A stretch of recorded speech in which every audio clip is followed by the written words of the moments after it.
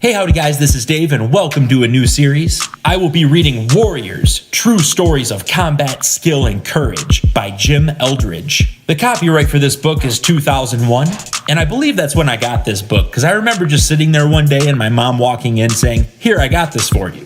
She must have got it from some book magazine from school or something. But I remember reading a couple stories and I thought they were pretty legit. The contents of this are just different warriors over a span of time. They start with 50 AD with the gladiators and work their way to 2099 AD with robot wars. So this episode's starting off with the Roman gladiators in 50 AD. It looks like we are given a page with the hardware. We'll start off with this little introduction here. Roman gladiators were the outcasts of society, criminals, slaves, and prisoners of war. They fought to the death at public shows in ancient Rome. Often, the gladiatorial contests would be part of a show that included chariot races and hunting, and killing wild animals. The death rate at these events was enormous. The Emperor Trajan, who became emperor in 98 AD, once staged a series of games that went on for 120 days, during which over 5,000 men and 11,000 animals were killed. The arenas the gladiators fought in were huge. The Circus Maximus, for example, could hold up to 250,000 people. Gladiators who were mortally wounded were killed either by their opponents or sometimes a man dressed as Charon, the mythical ferryman of the underworld, who crushed their skulls with a heavy mallet. Sometimes a gladiator could win his freedom if he showed bravery and survived long enough. Gladiators who were set free were given a wooden sword as a symbol of this honor. And we have here a little history behind the story.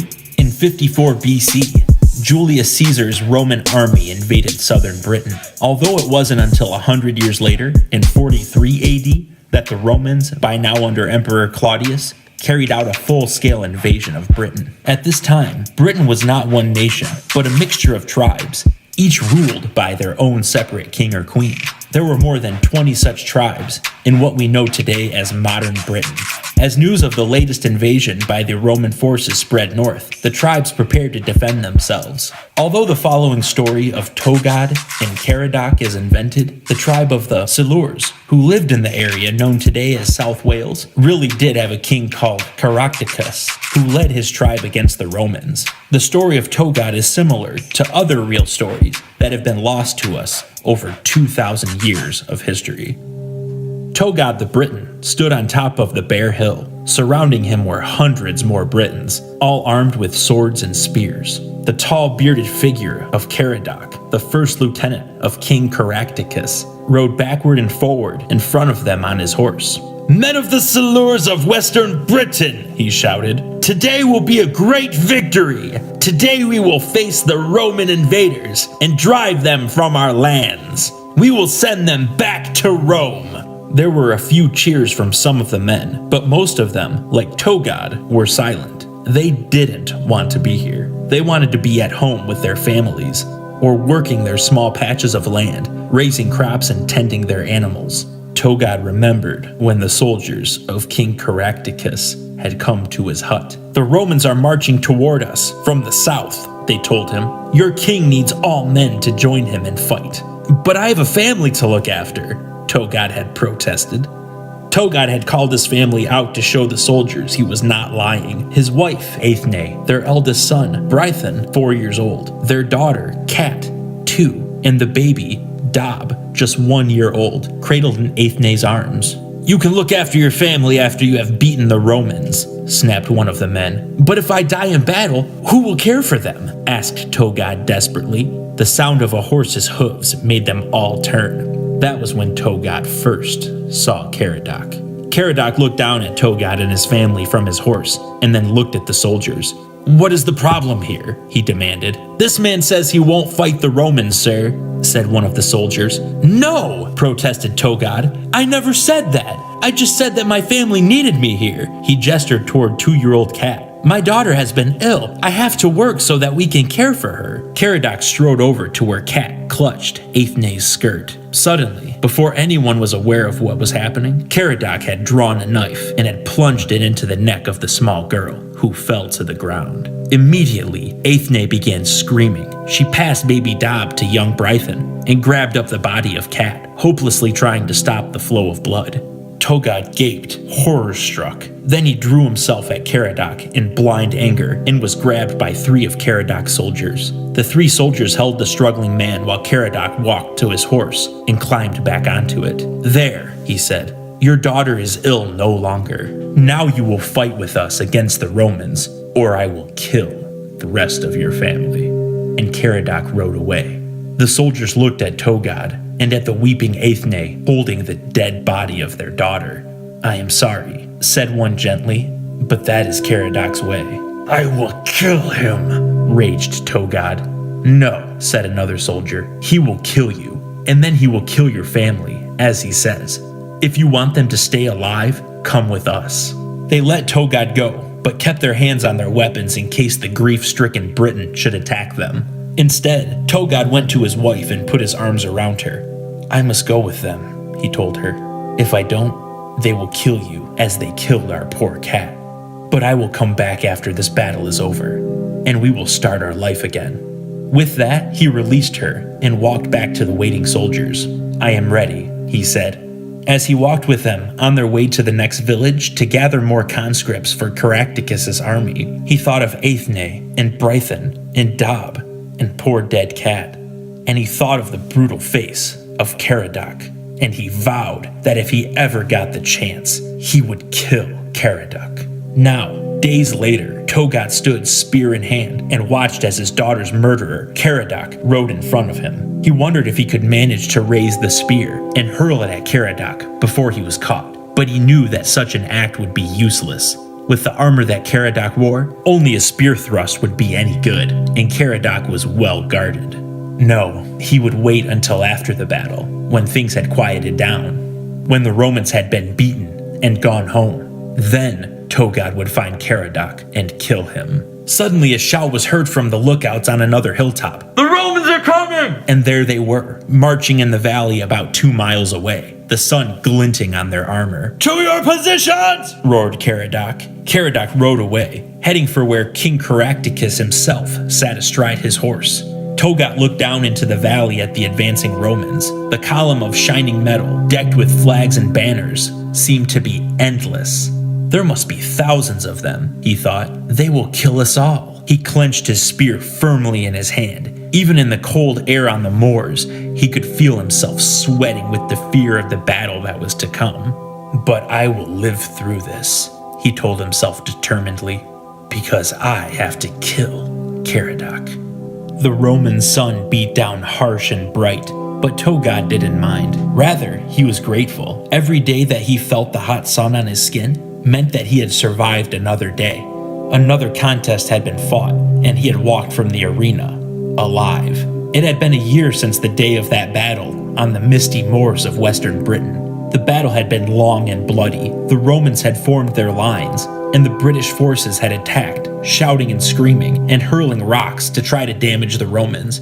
But the Romans had protected themselves with their long shields. Then the British, urged on by Caradoc, had run at the Romans, waving their swords and their spears. The Romans simply stood and waited and, at a signal, had fired their arrows in a force at the attacking warriors. Wave after wave of Britons had fallen, and then finally the Romans had attacked, and the Britons had been cut down. Some, like Togod, had been taken prisoner and sent to Rome as slaves. Togod never found out what happened to his wife and children. There were rumors that after the battle, the Romans had put all the nearby villages to the sword, killing everyone and burning the villages to the ground. Togod never found out if it was true. At first, Togod found himself at sea as a galley slave, chained to an oar of a huge boat, rowing it across the sea to Rome. The whole time he rowed to the beat of the drum and had his back torn by the whip of the galley master. He was kept alive only by thoughts of one day getting back to Britain and finding out what happened to Aethne, Brython, and Dob. There was also still a feeling of deep hatred for Caradoc. He wondered if Caradoc had died, or if he had managed to escape. Chiefs nearly always escaped, he thought bitterly. It is only we common soldiers who die. When Togod reached Rome, he was sold as a slave to a builder. He spent long and painful hours digging rocks to be used in the huge buildings that were being put up all over Rome. After a month of this, Togod's new master died suddenly, poisoned, so rumors said, by a rival builder. All the slaves, including Togod, were put up for sale. Among the bidders on the day of the sale was a large man with a broken nose and a scarred face. His name was Gallus. "I'll have these 6, Gallus had said, indicating Togod and 5 others, as if he were buying cattle. And cattle is what we are, thought Togod. Then he corrected himself. No, we are less than cattle. Cattle are valuable. We are just slaves, to work and die. Togod and the other 5 men that Gallus had brought were tied together with a stout rope and then paraded through the streets as they followed Gallus on his horse. They walked for miles. Togod felt the hot sand and stones beneath his feet, but without pain. This past year as a Roman slave had made Togod's feet like tough leather. Finally, they reached their destination, a gladiator school at the edge of town. "You men are the lucky ones," Gallus told them. "You will be slaves no more. For now, you will be gladiators. I will train you. You will have the best of everything. Some of you will die in the arena. You should be grateful for that. Better to die as a gladiator than live as a slave.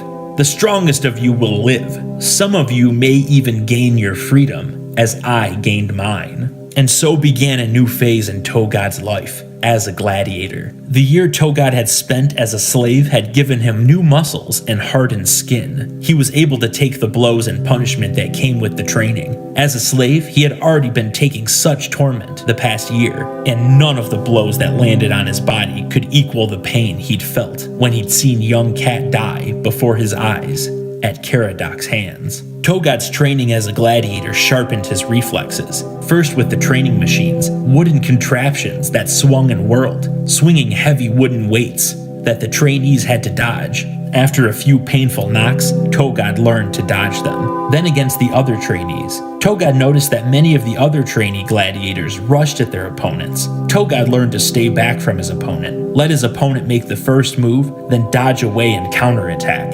Then finally came the actual contests in the arena. Togod had fought in 3 so far, and at the end of each one, he had left the arena with the other victorious gladiators, leaving their opponents dead on the sand behind them. Togod hated the arena. Every time he entered it, he felt the fear rise up within him, as the question hung over him, would this be the day he died? So far he had been lucky. On his first time in the arena, he had drawn the Rotarius, the trident, and a net, and had been pitted against a gladiator armed with a shield and a sword. The other gladiator had become tangled up in Togod's net almost as soon as the contest had begun, and Togod didn't give the other man a chance to struggle free. He had plunged the forked prongs of the trident through the net into him. On Togod's second contest, he had been the one armed with the sword and the shield, and pitted against the Rotarius. Having learned from experience, Togod took care to keep out of reach of the net, as the other gladiator tried to catch him with it. In this way, by keeping on the move the whole time, he tired his opponent and wore him down. When Togod sensed that his opponent was struggling for breath, Togod hurled his shield at the other gladiator's legs, striking him painfully across the shin and bringing him crashing to the ground. Before the man could get up, Togod was on him with his sword. His last contest had been close. This time he had been armed with just a spiked ball on a length of chain. His opponent had been armed with a spear. Togod sensed that his opponent was wary about throwing the spear at Togod, because if he missed, he would be defenseless. After much fighting, the other gladiator made a lunge at Togod. Togod swung his spiked ball and caught the spear in the chain, pulling it from his opponent's grasp and unbalancing him. As the man tumbled to the floor, Togod acted swiftly. There was no time for mercy in the gladiatorial arena. The quickest and most ruthless survived. Now, Togod practiced with the other gladiators in the hot Roman sun. This afternoon he was using a long wooden sword against a dummy. The dummy hung from a swinging wooden frame. Every swing of the dummy caused another wooden arm to swing out with 2 large wooden balls on ropes, capable of knocking a man unconscious if they struck him in the head. The skill was to strike the dummy and at the same time avoid being hit by the flying wooden balls. It had been 2 weeks since Togod's last contest. Tomorrow he would enter the arena for his 4th time. Let me have the strength to win tomorrow and survive another day, Togod prayed silently as he thrust at the cloth dummy with the wooden sword. Let me win and be able to one day walk free from the arena and return home to Aethne, my Braden, and my baby Dob.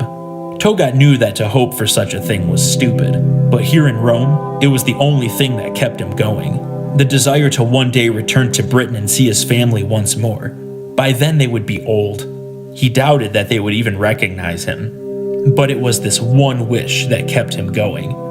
That, and to find out what happened to Caradoc. Togod returned to attacking the swinging dummy with his wooden sword, watching out for the flying wooden balls that could hit him in the side of the head if he wasn't careful. As he lunged successfully and then leaped back, he crashed into the figure of Gallus, who had just arrived behind him. Gallus moved back from Togod, still light on his movements for a man of his age.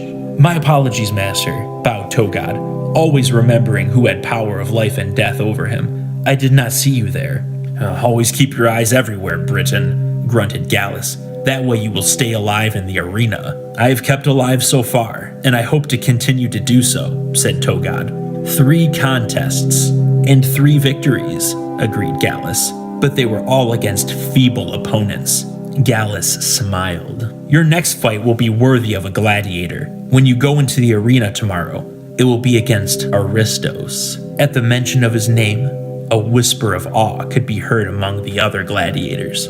Aristos was the name of a gladiator from a town to the north of Rome. He had arrived in Rome some weeks before, following a spectacular series of victories in his own town. So far, none of the gladiators had actually set eyes on this Aristos, although word about him had come to them from gossip and rumors and eyewitnesses who'd watch Aristos in training. Some rumors said that Aristos was a former Roman soldier who'd chosen the life of a gladiator. Other rumors had him to be the son of a wealthy Roman senator who'd been kicked out by his family in disgrace. Others said Aristos was a barbarian who'd been taken prisoner in a battle and fought as a gladiator in exchange for his life. Whatever the truth was, there was no doubt about Aristos' reputation as a fearless fighter. Stories from his hometown to the north of Rome said that Aristos had fought 30 times in the arena, sometimes against other gladiators, sometimes against wild animals. Each time, he had been victorious. Now his master had brought Aristos to Rome to fight. Already people were paying the highest prices for seats at the next games, eager to catch the sight of this famed and fearless Aristos in action. And Togod was to be his opponent. The next afternoon, Togod sat on a wooden bench in one of the bare rooms beneath the huge Roman arena. He carried the net and trident and wore the metal helmet of the Retiarius. That was the lot he had drawn. He wondered what the gladiator Aristos would be using. Sword, spear, axe, the spiked ball. The games had been going on for hours already. Through the grills of the room, he could hear the roars of the crowd, the screams of the dying. The preliminary bouts had taken place, the chariot races, the contest between the animals and the lightly armored gladiators. At each one, the crowd had roared and yelled for more, but already Togod had started to pick up the beginnings of the expected chant, Aristos, Aristos. The crowd was eager to see the new favorite, the new champion. Togod looked at the other gladiator in the room with him. Chan, a large man holding a spear, sat silently, thinking his own thoughts. Togod expected. Chan was wondering who his opponent would be. In another small cell further along the arena, Togod knew their 2 opponents would be sitting, thinking the same thing. This was to be a special contest for the audience. Just 4 men in the arena, Chan against his opponent and Togod against Aristos. There was a sudden clarion call of trumpets sounding from out in the arena. Then the heavy wooden door that separated Togod's cell from the arena was dragged open, and the harsh, bright sunlight poured in. A Roman soldier appeared in the doorway and gestured to Togod and Chan. Togod put on his metal helmet, picked up his net and trident, and walked out, Chan following. As Togod and Chan entered the arena, a great roar went up from the crowd. Thousands and thousands of voices shouting and yelling and screaming, and the chant grew louder. Aristos, Aristos, Aristos!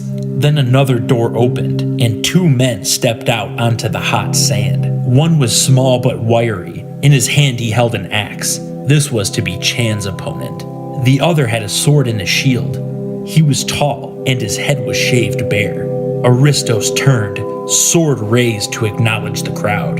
Togod caught the gladiator's profile, saw his eyes, and felt pain and anger, combined with an overwhelming feeling of satisfaction, surge through him. Aristos was Caradoc. Although Caradoc had cut off his beard and mustache and had shaved his head in the Roman style, Togod knew he would never forget the eyes of that cruel face or the way that Caradoc walked. Togod felt his grip tighten on the trident. He felt this desire to run at Caradoc with the trident and run him through. But no, he would wait. He wanted Caradoc to know who he was and why he was going to die. The crowd's chant of Aristos, Aristos continued, now added by the stamping of thousands of feet and the clapping of thousands of pairs of hands in unison. All eyes turned to the Emperor Claudius, standing beneath the purple canopy near them. Claudius raised his right hand, and the chanting of the crowd died down a little. The four gladiators, Togod, Chan, the small man, and Aristos, turned toward where Claudius stood, and each held up an arm in salute. Claudius dropped his arm in a signal for the contest to begin. The emperor sat down in his gilded throne, and the yells of the crowd and the chanting started up again. Togod moved away from Chan and his opponent into a clear space. He wanted no obstacles when he threw the net. Aristos gave a gesture of triumph toward the crowd with his sword and then faced Togod. Togod had been in Aristos' position himself, armed with a sword and a shield against a man with a net and trident. There were advantages and disadvantages of both. The net and the trident were cumbersome. The sword was easier to handle and the shield gave protection. However, the trident was long and could keep the sword wielder at bay if used properly, and the net could tangle any opponent provided it fell correctly. Against a seasoned fighter like Aristos, Togod knew he had one good chance. His throw had to be a good one, dropping his net over Aristos and catching him. If Togod missed, Aristos would grab the net, pull Togod off balance, and then strike. Togod knew that Aristos was fast with the blade. He'd seen that painfully and at close range a long year ago, back in Britain. Aristos lunged at Togod with his sword and then pulled abruptly back, hoping to catch Togod off balance. Togod saw the move coming, waited his time, and kept moving, circling around Aristos. Togod found himself looking into Aristos' face and saw that the other gladiator was grinning. Togod realized with a shock that Aristos was actually enjoying himself. Aristos liked being in the arena. The two men continued to circle each other. Out of the corner of his eye, Togod glimpsed Chan, engaged in a bloody struggle with the small, wiry man, their weapons clashing against each other. He dismissed them from his consciousness and turned his attention fully to his opponent, just in time. Aristos suddenly lunged again, whirling his sword in an arc at Togod. Togod barely had time to step back. He felt the sudden pain in the upper part of his left arm. He looked down. A gash had opened up, and blood was pouring down his arm, soaking into the net that he held in his hand. At the sight of this blood, the crowd went mad, and their chant, Aristos! Aristos! Increased in volume. Aristos grinned broadly and came at Togod again. This time, the blade of his sword sliced across Togod's back as he went past with a flourish. Togod winced and bit his upper lip to stop crying out against the pain. It was true what Gallus had said. His last three opponents in the arena had been poor specimens. This man was something altogether different. A real fighter, a champion, harder, stronger, tougher, quicker, more ruthless. But Togod had one thing on his side that Aristos did not have: a thirst for revenge. As Aristos came in for the third lunge to disable Togod further, Togod suddenly cried out, Caradoc! Any doubts that Togod might have had about Aristos' identity vanished in that instant as Aristos stopped. His face betrayed him, the bewilderment at hearing his name. And Togod could tell that the man recognized the name. In the second that Aristos hesitated, Togod struck. The net flew out and dropped over Aristos. Togod immediately gave a sharp pull, and Aristos, vainly trying to cut his way out of the net, stumbled and fell back to the sandy ground of the arena. The crowd fell silent, shocked. Togod advanced on Caradoc, the trident held high in his free hand. "Who are you?" demanded the fallen gladiator, trying to claw his way out of the net. By way of answer, Togod tore off his helmet and hurled it aside. "I am Togod," he announced. "You are Caradoc, the murderer of my child and my family, and I have waited a long time to see you again." With that, Togod released the net and took the shaft of the trident in both hands. "Prepare to die," he said, "and may the devils take you." With that, he plunged the trident down as hard as he could. Then he stood up, leaving the trident sticking up for all to see. Now a new murmur came from the crowd, building in volume as the word went around the stadium from voice to voice, rising.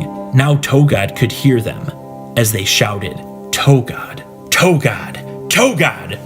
As the chants grew louder, Togod looked at the body of Caradoc, still caught up in the net.